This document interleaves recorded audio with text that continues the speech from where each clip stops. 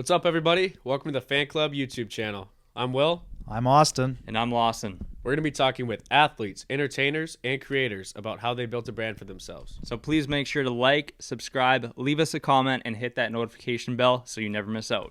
We hope you enjoy this episode. Welcome back, everybody, to the Fan Club podcast. We are in Raleigh, North Carolina, with an in-person guest, Mr. Mike Grinnell from the Spittin Chiclets podcast. What's up, G? How you doing? Hurting late night with the hockey guys last night. Yeah, they're not feeling too good this morning, but we're here. A couple big deals make us feel better. Yeah, thanks for bringing those. How you been? Good. It's good to be here in Raleigh. It's been a long stretch here for us. It's been we did Fort Lauderdale for the All-Star game, and then we were out in Arizona for the Super Bowl, and now we're here. It's just been traveling nonstop. I think we're on the road like 20 out of 28 days in February. A lot of miles. A lot of miles. Get those Delta miles. You know? Where you heading next? Nowhere. Nice. I think I don't Go home know. for a bit. See, the thing is now with the beer, the things pop up all the time where we have to go to meet distributors and go do like beer promotions in new states and stuff. So wherever the beer tells me to go, I'll go. Yeah, you just got into Minnesota, right? Yeah, we did. Felino made that video for us making the announcement. What a Wow. handsome devil he is. Huh? Moose. Would you say you're at most of the events for it, or do other guys travel more than you? No, I'd say I have to be at everything. Yeah. That's kind of what my job is kind of setting that all up. So you're the busiest one, probably. I'd say, Biz is so busy because of TNT as well. So his schedule is so crazy. Like he flies more than anyone I know. Every week he lives in Scottsdale and they do TNT in Atlanta. So he flies cross country every single week. Wow. He still manages to do Chiclets as well. So that guy's always on the road. Good for him. Say he's the Does busiest. he fly private then ever, or No, is it? no, he just flies first class. Biz is still like, he doesn't need to stay in the nice hotels, doesn't need the private planes. He's still like ECHL, like old school Biz, you know? No, it's great. That's how it should be. I mean, I think we're in the 30th row tomorrow on our flight home. Oh yeah, middle row, 30th. I get the middle seat every single time. Don't you? Who books the flights? I booked these ones. Oof. I took my aisle He puts seat. me there, hey? Put you up in first class all the I rest of the wish. way. That'd be awesome. But let's get back to you and hear your story. How'd you get involved in Barstool and Spittin Chiclets? I know last night you mentioned you had a pretty wild ride to get here, but I said you had to wait Yeah. till today to tell it. So Yeah. Start from the beginning. you're from Yeah. Boston, Yeah. right? I'm from Boston. Yeah. Yeah. So I'm from Boston. I always knew I wanted to do like sports radio. Sports radio is huge in Boston. I always knew I wanted to talk about sports once I realized I wasn't good enough at them. So my dad's buddy owned this company called Dirty Water Sports. So I started, there was just like a newspaper in Boston. This is probably like 2010. And I started like writing just articles for them. And then when I went to college, and then I started doing actually it was like a live YouTube show at the time, but no one was doing like live radio, like podcasts at the time. And we'd do it out of like my dad's bar, like every Friday night, get all my buddies in there, tell them like $5 beers, you come and watch the show. And it's crazy because then I went up to Plymouth State in New Hampshire for college. And when I was there, of course, they sold me, like we have a great journalism program. We have an awesome media department, terrible media department, terrible journalism school. I think they had journalism 1. That's it. So I was like, I got to do this on my own. And so I applied for an internship at ESPN New Hampshire, which was an AM radio station in New Hampshire. And I looked like such an asshole on when I went in for the interview. There's a bunch of interns at the table. I wore a suit like a douchebag. And I'm listening to all these kids talk, and we went around and everyone kind of introduced themselves. And like halfway through everyone introducing themselves, I'm like, I'm so much better than these guys. Like I don't want to be an intern with these kids. I want to like do my own show. So at the end of that intern meeting, I went up to the GM of the station and I was like, I can be your intern and I'll work my ass off. Or I can do a radio show for you guys. I was like, I know you have a need for content. Like a lot of the program, like, so with ESPN affiliates, they'll just pull in like Mike and Mike, you know what I mean? Like they don't have local programming. So I was like, I'll do the local programming. Like I'll host, I'll talk about New Hampshire high school sports. I'll do whatever you want. Just like give me a chance. So he was like, all right, you can do like 9 a.m. Sunday mornings. So he gave me a radio show, 9 a.m. I had to pay for the time, but he was like, you won't be an intern Sunday mornings, 9 a.m. So I did that for 2 years. So like waking up on Sunday mornings As a college student. as a college student, it's like like half the time we wouldn't even go to bed. So it was so I did that radio show. I was hosting it. I wasn't producing it. But meanwhile, it's like you kind of have to learn at a small radio station. You have to learn everything, right? So I was learning how to edit in Audition. I was learning the ins and outs of audio. And I'd say about once I ended up graduating, and I needed a full-time job, right? So they weren't paying me to do that radio show. So when I graduated, they asked me, they wanted to grow their brand, and they said, they came to me one day and were like, we heard you can build websites. Can you build us a website and manage the website for us? It's like, absolutely, I can do that, no problem. I never built a website in my life. Yeah, so I'm like, absolutely, no problem, I'll do it. I went home, I Googled how to build a website, and I ended up building them a website. They hired me full time, and I was their digital content manager. So at that point, I had a full-time job at a radio station, and then they also gave me my own daily radio show. So from 6 to 8 every night, it was Game Night with Mike Grinnell. So I would take you into Red Sox coverage. So I would host that every day. I would work 9 to 5 every day managing the website. And then I would, at the end of my shift, I would go and host radio for 2 hours. How old were you during this? This is right when I graduated college, Okay. like 22, 23. Gotcha. And then my GM, I was super close to my GM there. He was an awesome guy. And one day he came in, and meanwhile, I loved Barstool sports. I'm from Boston. Barstool's out of Boston. I grew up always wanting to work for them, but I always was like, I'm not funny enough. I'm not really like that funny of a person. So I always knew, but I always wanted to work for them. So I used to just type in random first names at barstoolsports.com and just email them and just say, hey, like, here's what I can do for you guys. And never heard anything back. But anyway, back to the radio station. My boss came in one day and was like, in 6 months, he's like, I just had a meeting. In 6 months, we're probably shutting the station down. So you need to start thinking elsewhere.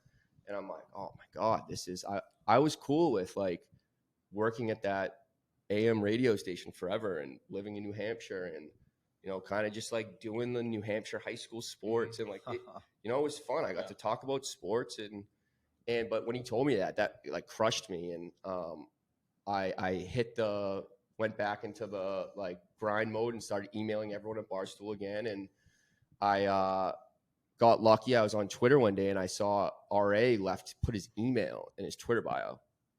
So I sent him an email, and I got so lucky because the day I sent him an email was the day they recorded episode 2 that day. And RA, it was just him and Whit, right? It was just him and Whit, and they didn't have a producer on site or anyone. And the mixer that RA had bought crashed. So they got to the end of the recording, and they're like, oh my God, nothing recorded. So older guys trying to figure out a podcast. Yeah, they're like, what the fuck? So I think right then and there, they're like, we need a producer. And something clicked in RA's head, and he's like, hey, some kid from Burlington emailed me yesterday. Maybe we can hire him. And then so they hired me. He just responded to my email. You're hired. You start Thursday. And I've been with him ever since. And it's kind of crazy because I quit my job at ESPN right then and there. And it was tough because in the early days at Chiclets, we weren't making money. You know what I mean? It was just something for fun, and they couldn't pay me. So, but I had to quit my job to do this, right? So I had to start finding ways to make money. So at one point, I was producing Spittin' Chiclets. I was a PA at NBC Boston, where I was logging interviews, right? So any interview, I'd get there at like 8 p.m. and I'd be there till like 4 a.m.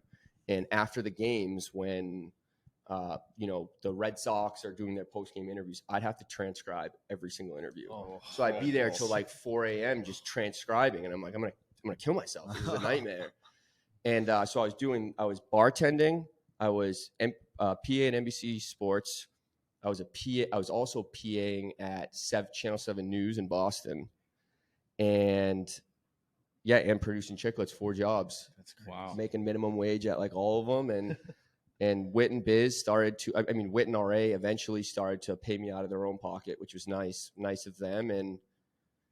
Yeah, it's been crazy because then just for me to get hired full time at Barstool was crazy too. Like Because they weren't with Barstool right away. no, we weren't. Right. No, but when I had joined, we had just become affiliated with Barstool.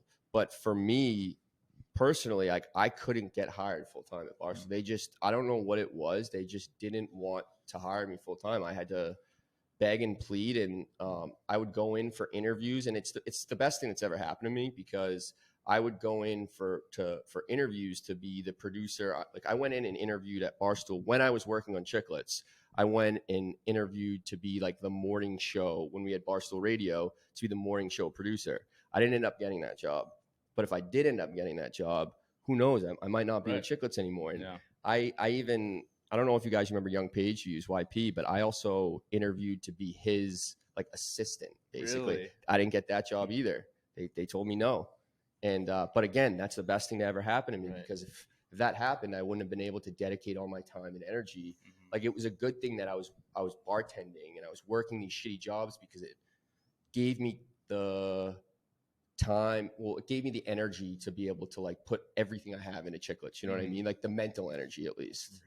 That's You so cool. did you Biz and Whit then just like have so much belief in the show and that it would work that they're willing to just pay you out of pocket and and you like grind just to be able to start working for them? Like That was the thing was like in my opening email when I emailed RA, I said you don't have to pay me. I was like, I believe in what we're doing, what you guys are doing here, and I know this can be huge.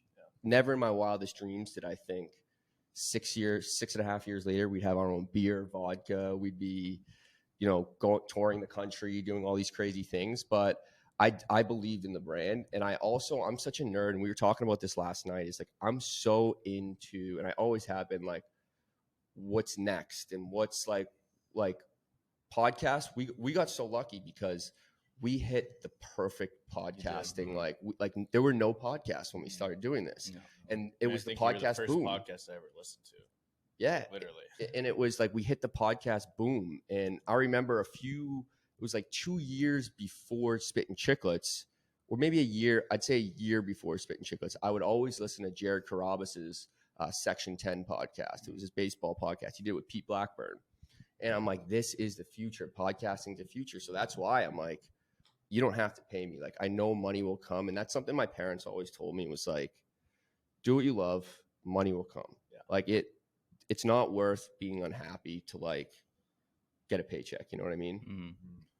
It's true. I mean, we're kind of in the same boat too. Like, played Division III hockey and just grinded our way through it. Yeah. And now we have an office together, and we get to travel around the country as well. And It's so cool seeing what you guys are doing. I mean, everyone goes through their times where, you have a million things you're doing, but your passion's the one thing, but you do everything else just to survive. It reminds me like early days of Barstool, like seeing your like Instagram, you guys' Instagram stories like around the office, like it's just like, dude, it's like you guys 6-7 best friends just like hanging out in an office, like making money, like that's pretty fucking cool. You know what I mean? Yeah, like some of us got our office chairs on Facebook Marketplace. Yeah, that's awesome though, man. Because in a few years, when you guys have that sick office, you're gonna look back and be like, remember those days? Yeah. Like I think about my favorite thing is thinking about the first day I showed up to Spittin' Chiclets. RA and Whit had one microphone. So they were sitting like 6 inches away from each other's face like this, recording. So I'm like, boys, what are we doing here? that's so funny. Yeah. Go to Best Buy. Yeah. That's great. Yeah, I remember just we can get into like your brand stuff with Pink Whitney and Big Deal. Like I remember when I first got to college, Pink Whitney had just got into Wisconsin, and we were all so fired up because there's nothing else like it. So how did that start? So it's a crazy story, and I'll tell you how it started and kind of my involvement in it. And so New Amsterdam came on to as a presenting sponsor for for Spittin' Chiclets, and this was our first big presenting sponsor. Like, we're gonna slap their logo on our logo for like on iTunes and Spotify, and we're gonna go all out for them. So on the first show, they said, Sorry, what episode did that happen at? oh God, I used to know this. I want to say 180, maybe. Oh, wow. It took time, man. It took a lot. It took a while. Yeah, it took a while. Well, this is gonna be like our 9th or Yeah. 10th, so we got the ways to Go go. listen to the early episodes of Spittin' Chiclets. We had no fucking clue what we were doing. I mean, even me, the audio sounded like shit. I used to put a GoPro in the corner above RA's TV to record it. But what were we talking about? How Pink Whitney. Oh, so Pink Whitney. So on the first show, on the first show that they sponsored, they said, we want you guys to each talk about how you drink your vodka, like how you like your vodka. So I remember we went first. RA went first. He said, I think vodka on the rocks. Weirdo. Of course. Disgusting. And I'm just kidding. RA, I love you. And then number 2, I went. I said vodka Red Bull. 24-year-old kid. Yeah, Just yeah, love yeah. pounding the vodka Red Bulls. I think Biz might have said vodka soda. And then Whit was like, you can make fun of me all you want, but I love pink lemonade and Wow. vodka. It has to be pink lemonade, though. He's like, it has to be Newman's Own pink lemonade. And out of nowhere, everyone just started like tweeting us and Instagramming us them drinking Pink Whitney, like Wow. the mixed drink, and they started hashtagging Pink Whitney. So like the fans created the name. They created it for us. You know what I mean? They just. And then I remember Biz calling me, being like, "Hey, like I think we should create this vodka." And he's like, "I talked to Whit, and like I think we're gonna do this. Like, are you in?" I'm like, "Absolutely, this is amazing." And I remember the first taste test, which was so funny. It was like 10 a.m. on a Tuesday, and someone came to my desk, and this is like HQ2 at Barstool. It was just a shit show at this place, and someone's like, "Hey, we're doing a taste test for Pink Whitney with like a bunch of like execs come to the main office." I'm like, all right. So I go and I sit down, and everyone has like a big tall glass of this pink, two big tall glasses of pink liquid. And I'm like, all right. And in my head, how it was explained to me originally was a mixed drink, like a kind of I think us too, honestly. yeah, it was Or at least like a me. high noon kind Yeah. of thing. Like, and so I, being like the 24-year-old dummy I am, I'm like, oh, all right, throw it back. And the guy next to me, he's like, no, it's straight vodka. And I'm like, oh, he's like, are you good? I'm like, yeah, I'm fine. And then, so that was crazy. And I always think like just sitting around the table, I remember people were like, Mike, what do you think about the vodka? And I'm like, it has a little too much burn here. And then like I remember leaving me like, why the fuck do they care what I think? Right. So it was crazy. And then in that meeting too, we went through like the bottle design process, and the bottles we were gonna I'll show you guys the bottles after if I can find them in my phone. The original bottle design was terrible. So I was that was I'd say my footprint on the drink was the bottle design. I was like, we can't do this. It looked like a Barbie bottle basically. And so I'm like, we got to make this more ours, because the pink's going to sell on its own, right? The pink is going to sell. That's going to hit the sorority girl market. We don't need to design the bottle in that way, right? Like, let's make the bottle hockey so we can relate the hockey and pink. You know what I mean? That's smart. And that's the whole thing with the Pink Whitney is we just struck lightning in a bottle, like, no pun intended, but the pink aspect of it, you know what I mean? Like, hockey fans were going to drink, if it was the blue Bissonnette, the green Grinnell, like they were going to drink it regardless. Like, it's where we hit the sorority girl market, and in that market with the Pink Whitney, which has been so cool to see, and that's why I think it's so popular. And the merch, you guys' merch is so nice. Yeah, that's a big. So when I did get hired full time with Barstool and Chiclets, they tasked me with the merch. That was part of it. Was I needed to grow the merch to a certain number, and so that's been my job for the past 4 years, and I love it. I think it's 6 years now, but I take such pride in the merchandise with us, and it sucks because I hate when people chirp it. Like I only have so much pull and say. Like I can't go to the factory and print the shirt for the guy. So if a fan gets a shirt that's misprinted, I have to eat the brunt, but it's not my fault. You know what I mean? But yeah, the merchandise is awesome, man. I love the logo with the glass, with the ice and the hockey stick. I think that's my favorite too. It's just simple, but yeah, it's like hockey and a cold drink. And, and it's pink. I don't know. It just looks cool. I like the simple. That'd be a nice tattoo. I think it would. Right? Do you have that tattooed yet? No, I made a bet a couple years ago. I said if like the Sabres make the playoffs, I'll get the Chiclets logo tattooed on me, and then they lost like 10 games in a row. But I'll eventually get the Chiclets logo tattooed on me somewhere. Gotta. I think you have to. So with like Pink Whitney, obviously like kind of coming in your face of like the fans who were saying the name and everything, was Big Deal kind of the same thing with it? Did you see the model and just try to duplicate it, or how did that come up? I think Big Deal was something Biz always wanted to do. I think Biz is such a beer drinker, and I think Biz always wanted to have his own beer. So from day one, Biz has always said, like, I'm going to have my own beer. I'm going to start my own beer someday. And throughout the whole Pink Whitney process, he's going to say, yeah, we're doing a beer next. We'll do a beer next. And so all the credit goes to Biz with the beer. And yeah, we went to Labatt came on as a sponsor, and they've been so supportive of us and anything we want to do. And we kind of pitched it to them, and they bit, and now we have the beer. It's crazy, man. It's the beer's been a lot.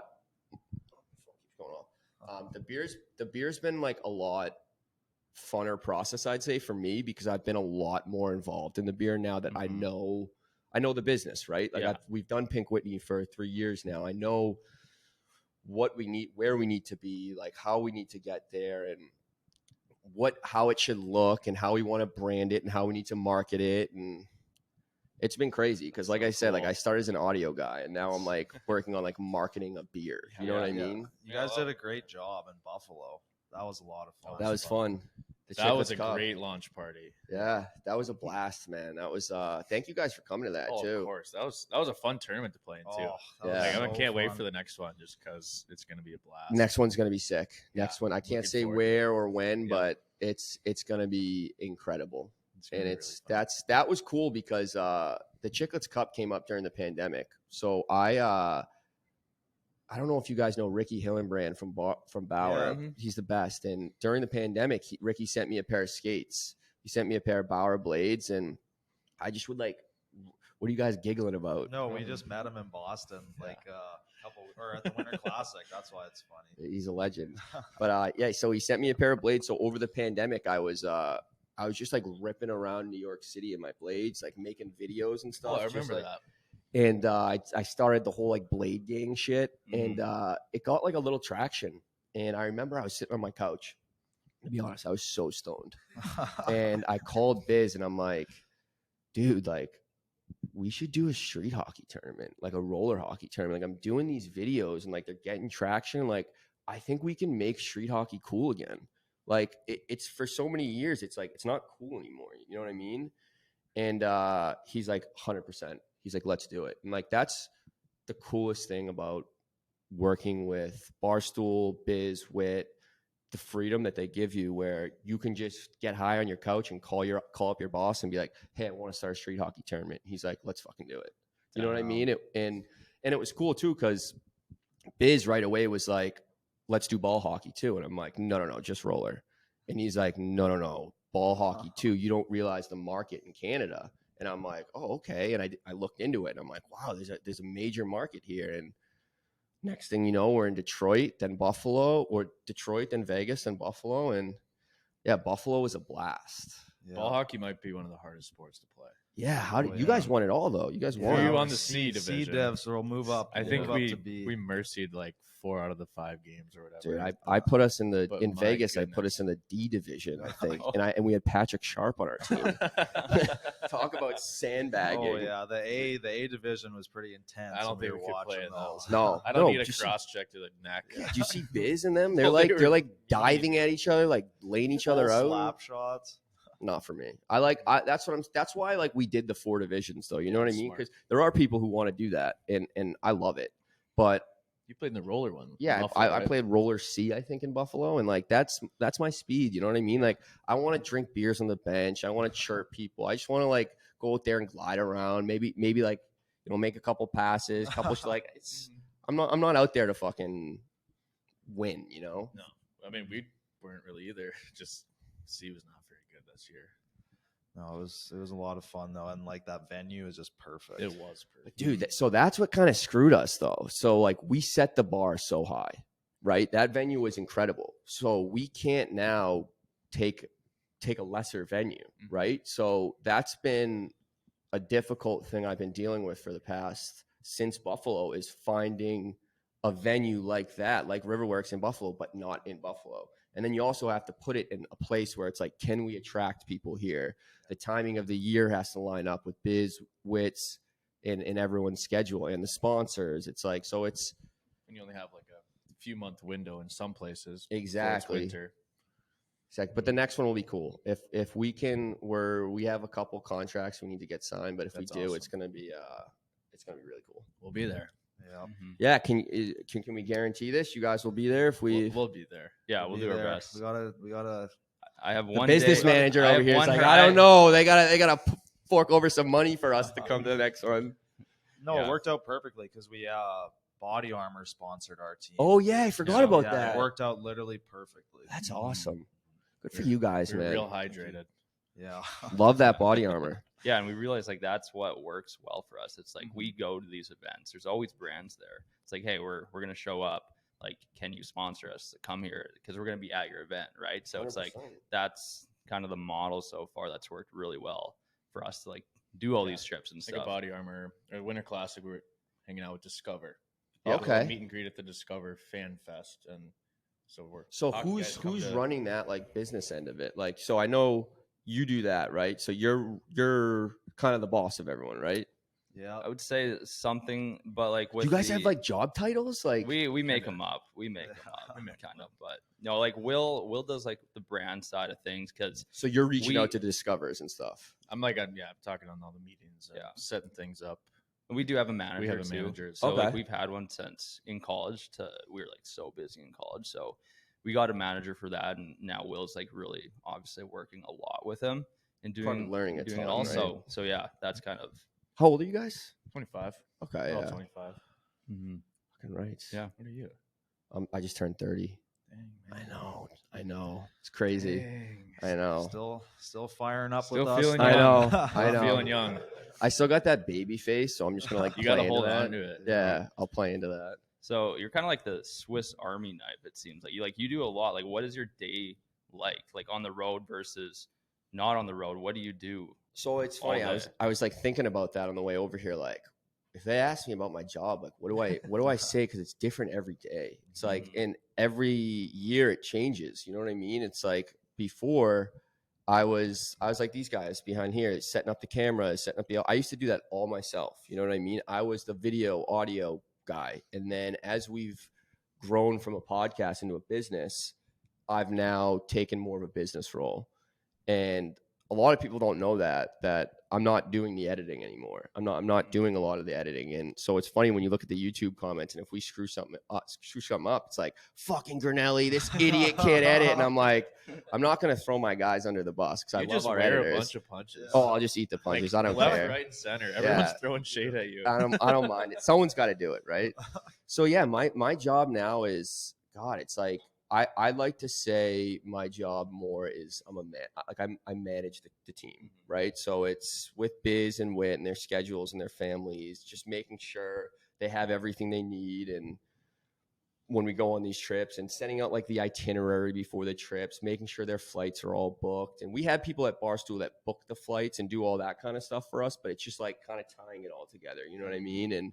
And then there's Big Deal and Pink Whitney, like figuring out which states we're going into next. And like I got on a big deal brewing sales call the other day for like New Jersey, Pennsylvania, and New York State. And I'm like, it's one of those moments where you're like, I was the audio guy. Like, what am I doing in a sales meeting here? And but it's I love it because I'm learning every day and I'm evolving, and I think that's important. You don't want to stay in the same position forever, right? And but yeah, it's a lot of the business aspect and kind of just like we have a big team now. You know, we have I think 3 or 4 editors. We have a social guy. We have Merles and Colby in the mix, and managing the relationship with Spittin Chiclets, being the liaison of Spittin Chiclets and Barstool, handling all the ads and how we're going to run social and marketing. And I could go on for legit forever on what I do with Chiclets. It's just, it's a never ending evolving position. Well, you are an entrepreneur. I feel like it's like, that is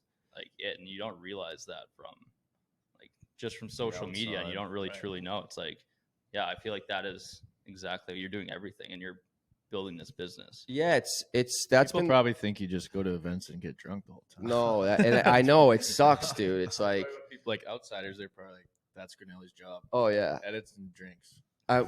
We do get to have some drinks on the road though, but it's my buddies always give me shit too, because I'm like, oh, I got to go to Lauderdale this weekend, and they're like, you got to go to Lauderdale, drink a bunch of Pink Whitney, and hang out with like NHL superstars. Like, oh, like fucking that sucks, dude. But yeah, it's fun. I love it. I know you said last night that Biz, obviously a super smart businessman. Are you looking and like talking to other people for advice on this journey when you're going into a new area that's completely new and you have to 100% market this brand now? It's like 100% who's influencing you the most? I think Biz is I first from Biz, I've learned so much from that guy, just from like on camera perspective, how he like presents himself on camera, and then just like you said, like all the business stuff he does behind the scenes. I've learned a ton. But what was the question? Like any like role models, mentors. Oh yeah, so we have a business manager named Jeff Jacobson, who is very well versed in business. So he has a good grasp on a lot of different things where when we go into the beer category, he's helping us out with that. When we go into when we bring on a new sponsor, he's kind of helping us out with that. So I would say Jeff Jacobson is our biggest, I don't want to say mentor, but he's our biggest helping hand. He's the guy in our ear being like, that's a good deal, you should do that. That's a bad deal, you shouldn't do that. Helping us with the big deal, helping us with the Pink Whitney. Yeah, he's the best. Yeah, because I would just think like going into all these new areas, for us it's tough to just find something new and like having no direction, doing it yourself. So like, but those people like help a lot. We also we're so transparent, right? Like we're honest with our fans. If we don't know what we're doing, we'll say that. And we say that a lot with the beer. Like, guys, we're learning. Like we've never launched a beer before. It has different. It's so different than vodka, right? Mm-hmm. There's so many different like state laws and why you can go in this state, why you can't go in this state, and so it's it's crazy to learn all that stuff. Wow, it's literally a never-ending cycle of things. Like we're obviously a few years behind you and still learning the process of day to day and how to run a business with your friends too. I mean, it's the funnest part. It is super fun. People will, and I'm sure your fans are with you guys too. Like they know you. It's a learning process, right? Like you're just learning how to make ad sales, right? Mm-hmm. And I don't know what you do for the show as well, but like for the brand, but like you're probably just learning as well. Mm-hmm. Like, and we all, and that's like the fun part of it all, though. You know what I mean? And your fans aren't going to rip on you for like not knowing what you're doing. You know what I mean? If you're transparent. Yeah. And it's just like, do you guys get on each other? But like, oh yeah, and you just 20 minutes later, it's like, yeah. And I'm sure you guys are the same way because like we're basically brothers. So yeah, it's a locker room though. Yeah. Like we grew up in a locker. We all grew up in a locker room, and like and that's anytime we hire someone, that's the first thing I say is it's a locker room environment. It's not like other work environments. Like, is that the Barstool office in general? We're really on an island. Okay. I would say the Barstool office is kind of like that, but we kind of run our own. Sees online, it seems like it, but obviously I'm sure there's floors that are not like that. Yeah, we kind of run our own like separate ship, and yeah, it's me and Biz will scream at each other, and then 10 minutes later, it's like, you want to go get dinner? You know what I mean? It's just that's just like, but it took me a while too to learn that. to be, because like obviously, you know, I grew up playing high school hockey, played lacrosse, grew up in the locker room, but like there's still, you know, you're away from it for 10 years, right? And then you come back and you just like, Biz is just down my throat, you screaming at me, and I'm like, oh my God. And there were times where I'd call Whit and I'm like, Biz just screamed at me, man. Like, I don't know what to do. And he's like, suck it up, dude. Like, what do you mean? Like, this is life. And so it kind of took me a while, but yeah, we run our ship a lot like a locker room where we're pretty hard on each other, but we hold each other accountable. And I think that's important. It's important. I mean, you're all going after the same goal. Yeah, exactly. And that's the entrepreneurial aspect of it. It's like, we want to grow, like, and when we hire people, we say that we want people who want to grow this brand. Right. We don't want people who just want to come in and cash a paycheck. We want people who want to make this bigger and come in and give us ideas and, you know, just grow the brand. Yeah, I'm sure you guys get so many like emails saying it because they see what you guys are doing like on a daily basis and they're just like, oh, I want to work for them because it's fun, right? And it's like I'm sure it's hard to weed those people out. Oh yeah. Yeah, absolutely. It's I get so many emails every day. But it's I wish I could I'll show you guys later, but like some of the emails some of the kids send are just like, I can crush like 4 bottles of Pink Whitney. What a resume. Hire me and I'll chirp Biz, and you're like, dude, I would love to have you on the road with us, but I don't think like financially we can have a guy on our payroll that just crushes 4 bottles of Pink Whitney. That is such a funny resume. Yeah, it's wild, man. Yeah, we've got a few of those, and it's like, oh, I you really guys want must to be get it your all the time. intern. Like, Yeah, it's like, well, sometimes we don't even have enough stuff to do, so I don't think we need to hire someone else because then we really wouldn't be doing anything. Yeah, all right. I want to ask you guys, like, what's next for the hockey guys? Like, we got the podcast, so like, what else? Like, where do you guys see this brand going in 5, 10 years? So like a big thing that we've talked about a lot lately is trying to grow our umbrella. So like our buddies who are playing the SP, they have a podcast as well. That was the original Hockey Guys podcast. And then we wanted to start one about more talking with people who are in the business. Yep. There's more about hockey, but we want to almost like a Barstool Yeah, I would say platform. using those mini Barstool models and just model. Yeah. That model. I think every step of the way to it, it unlocks a new door where we're not even totally sure, but you move a step forward and then you say, that we're works. Traveling a lot. Let's start a podcast because we get to meet people like you on the road. That would make sense and it would be a lot of fun to do something more than just go to a game. Now we can travel and go do a podcast. So we're figuring those things out and be like, okay, now we did this. Can we build another podcast? Or maybe there's other creators that have no idea what they're doing and we can have their podcast under ours, or like organically, whatever that may be. And again, I don't know if that is the exact way it's going to happen, but we're definitely exploring that area, learning how to interview people. We'd love to find people who were us 2 years ago and kind of take them under our wing and show them the ropes and see if they can grow as well. And then they'd be all under the THG umbrella. Yeah, I think a lot of like little pockets of a brand, like our merch thing, I think we can get way better at that. And we want that to be way more successful. Like our YouTube and stuff, we want to be crushing it there one day. I think a lot of money can be made on YouTube. How can we improve in all these areas? And then we'll like reevaluate and see the NHL side of things, trying to grow with them and get TV viewership up. So we all know that's a problem. Yeah. That's why we're broadcasting the FDNY NYPD hockey game on which is it's at UBS, crazy. right? It's at UBS Arena. I went last year. It was sold out. It was unbelievable. So we're broadcasting that, and it's going to be Biz will be on the call, and Whit will be in between the glass. We're gonna show the hockey world that like what we can do broadcasting, and I think that's gonna be hopefully we can shake up the broadcasting world with this broadcast. I think people are gonna see Biz on the play-by-play, Whit in between the glass, and I think they're gonna see like, wow, this can be funny. You know what I mean? These hockey broadcasts don't have to be so stiff. We can have a lot of fun with these things. And you see that a lot with Barstool now, doing the Arizona Bowl, doing the Barstool Invitational. Like the world of live broadcasting is it's a different breed. And even with gambling too, there's so much money with gambling as well. So it's going up that route with the sports book as well has been, that's been awesome too.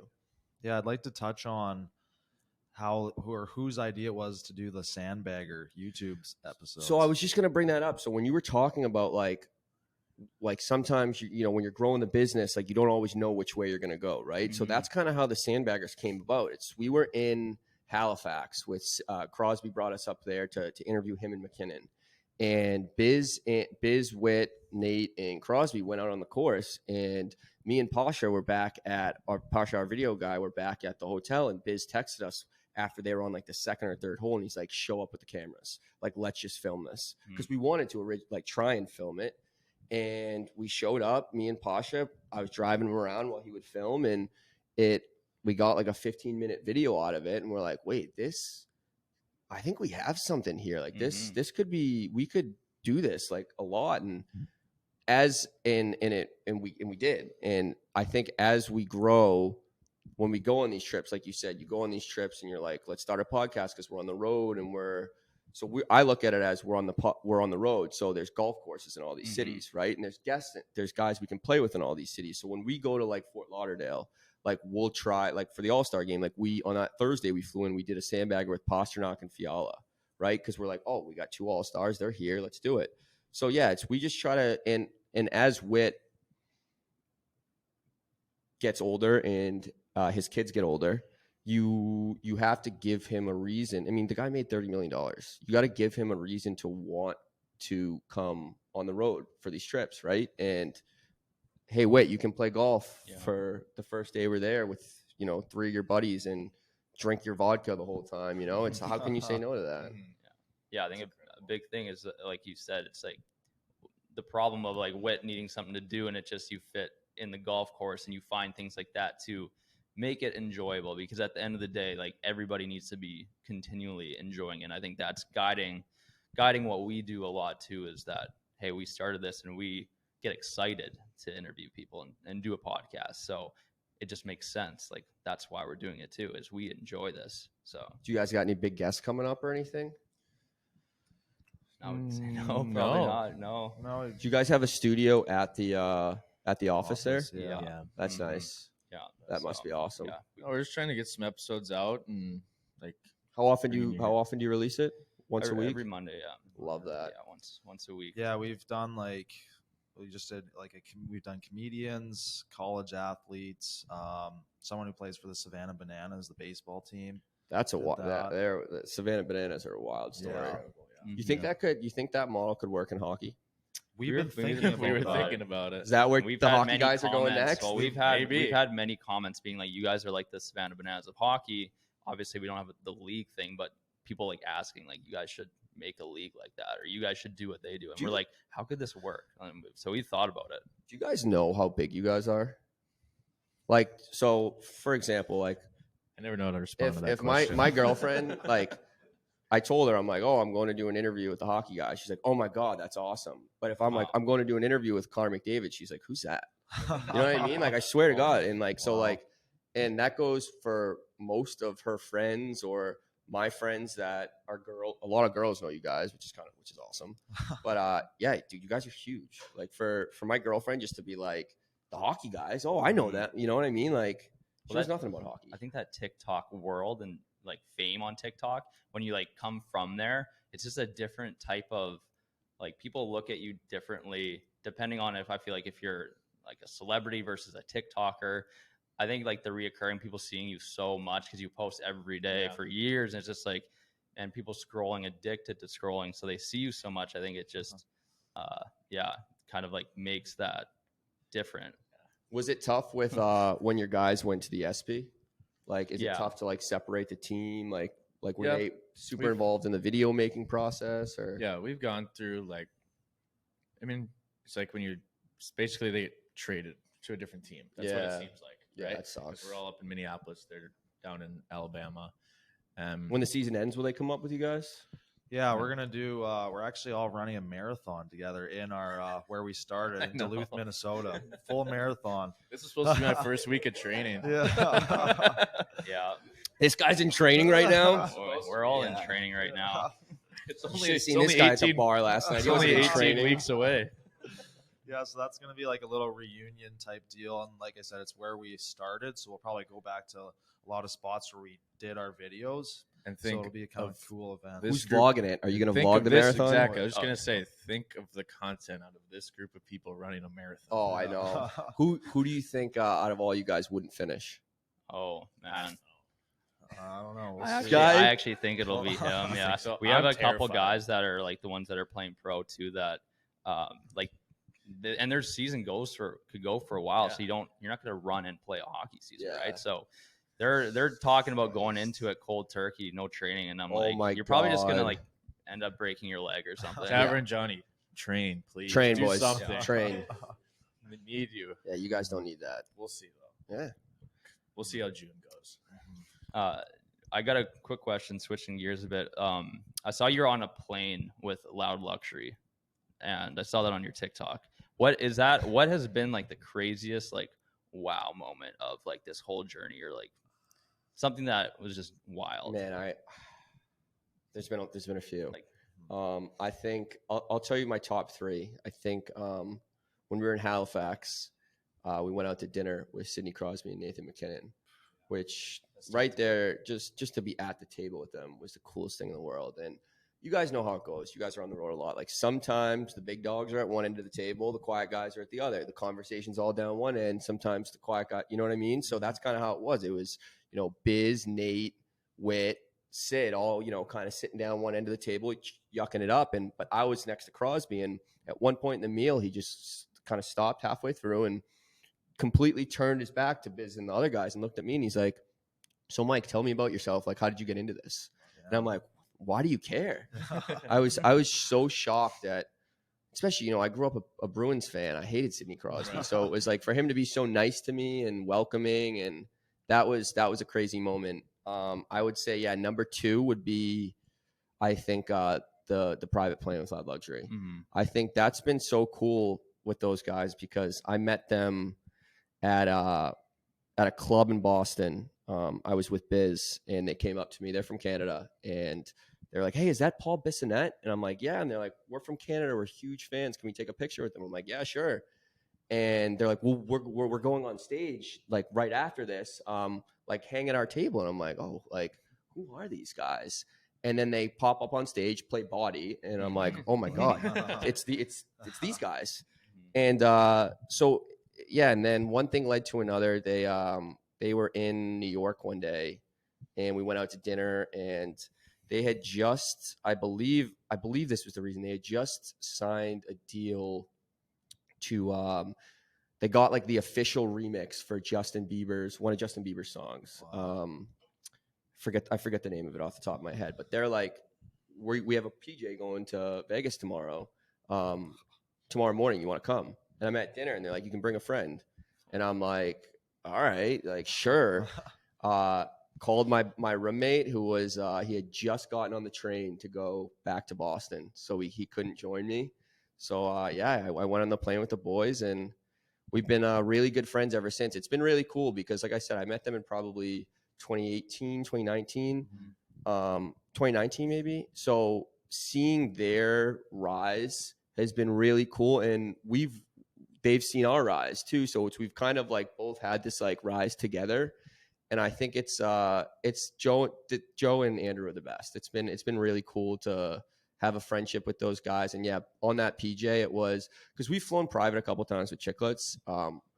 But the plane Loud Luxury had there was like different rooms on it. It was like couches. Man. They brought me out like a charcuterie board. Like it was unbelievable. And then I'd say that the last memory is, I don't know how much I can say of this, but the last memory was when we interviewed Gretzky. Wow. That was really, really cool just to be in the room with Wayne Gretzky. We got dinner with him after, which was really cool. That was a dinner where RA looked at him and goes, "You think you think Adam Oates is a better passer than you?" And he stood up and goes, "All right, boys, thanks for dinner." And just got out of there. But the next night, so I was staying at the room at the Ritz that we had, the suite. Like I was telling you guys, we booked a suite for the interview, and I was staying there. There was like an extra night, so I stayed one more night. Everyone went home the next day. And I was staying there, so I went down to the hotel bar, had a couple drinks, and I see Trevor Gretzky down there, which is Wayne's son. And he's like, "Oh, have a couple drinks with me." And I'm like, "Sure, all right." Like we 1 beer, 2 beers, 3 beers. Next thing you know, we're the last people in the bar. And he's like, "You want to go up to Wayne's room? He's up there now." And or he's getting back in like 20 minutes. You want to go up and hang out with him? And I'm like, "Sure." I mean, like, absolutely. Like, and yeah, so we went up to Wayne's room and got to sit in Wayne's room, have a couple drinks with him, talk hockey, told us some stories. It was that was really cool. I wish I didn't have so many beers beforehand though, because the memory's a little foggy of it, but it was to be able to you're sitting in Wayne Gretzky's hotel room, talk, and he's telling you stories. It was Gretzky talking, his son, and me, and it's like, and then we had Avery, our video guy, there too, and Sean, our other video guy, actually came too. But it was just so cool to like, he's like, when they care and they're like, they're conversating with you. You're like, why is Wayne Gretzky even like talking to me right now? Yeah. So I'd say those were like the big wow moments I had. I mean, those are pretty sweet. I don't know. That's incredible. Yeah. That's cool. I mean, think about it. However many years ago, when you're out of school, 9 a.m. Sunday radio show to having a beer with Wayne Gretzky. I never in a million in what 8 years? Never in a million years did I think I would. This would be happening. That's and incredible. even just to be sitting here with you guys, it's like for someone to want to interview me, I think it's the craziest thing in the world. Well, that's why we did want to interview you, because we know that you had a great story and a come up, and you guys are taking over the hockey world still. Appreciate that. It's not dying anytime soon. You guys are coming though. You guys are coming. Hockey guys are coming. But no, we really appreciate it, and thanks for taking the time today. Of course. I think it's time to head over to the Stadium Series. I will It's gonna want be to a ask, blast. what is your hot take for the score? Who's winning tonight? Oh gosh, I would say the Hurricanes. I think the Hurricanes win easily. I think no Ovi tonight. I was saying last night, I was like, bet the over. And then someone's like, no, Ovechkin outdoor game. Are you stupid? But so I think, what was your take? There's wet ice out there. Bet the under. Yeah, I think you were the one that was like, what are you talking about? Dude? Like, bet the over. You're like, no, bet the under. So I'll ride we were you on there. the ice 2 days ago. It was sloppy. Yeah. So. And then yesterday it poured nonstop. know. And it's 65 degrees and sunny. I don't know how they're playing a hockey game out there. What do you guys think of 6 these hours. Stadium Series? This will be our first time in the stadium ones. We just did the 2 outdoors and the baseball. So I think they're it should be cool interesting. because, like, when they do them in places such as this that maybe have never seen outdoor hockey. But I hope it's not just a money grab by the league. I don't know. But I also I love the Winter Classic. I love the Winter Classic too, and I kind of wish that was like the special event. I think there should be a Winter Classic and then do the Heritage Classic in Canada. I don't know about the Stadium Series. It's just That'll be interesting to see today. And I love coming down here and we've gone to the Cotton Bowl in Dallas. You know, we've like I like going to these warm cities and for this, but I just kind of think we're at the point now where it's like, especially to do this like a week and a half after the All-Star game, it's like there needs to be some time, I think, in between here. You know what I mean? And then if you wait, you're getting into March, April. It's too warm to do it then. So I don't know. I'm kind of just rambling now. No, it's a fair point. Yeah. I mean, we're all learning, and the league's trying to grow as best as they can. I mean, 60,000 North Carolina. You're like cool. The league's paying me. I'm not saying shit about them right now. I'm not trashing them. Like I'm not saying a word about them. Cut. Yeah. I think it'll be a really cool event, though. I mean, gave us an excuse to come to North Carolina too. So. Of course, and the NHL's the best too. We love them. We do love the NHL. Love the NHL. Oh, yes, thank you. It's been great. It's been fun, boys. This is awesome.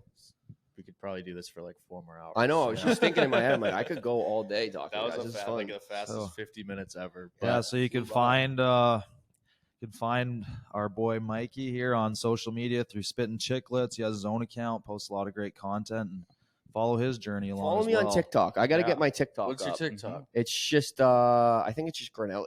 Okay. I think but I got to get the TikTok followers up. I'm gonna pick your guys' brains after this. We'll be tagging. I mean, everything you just said, like what you're doing day to day, I'd love to see. Imagine if you made love to like see your more TikTok. Of your days. That's why I love following you, bro. I think that's your personal account. I was saying this to you last night. I think it's so. Let's all hype each other up.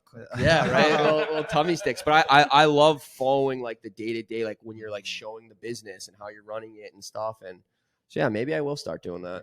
Well, I think I could learn from you, and a lot of other people could too, just to see what you're going through. So then people won't think you just drink and party. Yeah, just drink and fuck up the edits on the pod. That's me. Well, thank you everybody for tuning in. Be sure to like, comment, subscribe as always, so you don't miss an episode of the fan club. Mike, thanks for coming on. Thanks, We really boys. This was fun. appreciate it. Cheers. We're And, fans. yeah, big fans. Drink big deal. Drink big deal. This is our Shout out Big sponsor. Deal. See you later, everybody.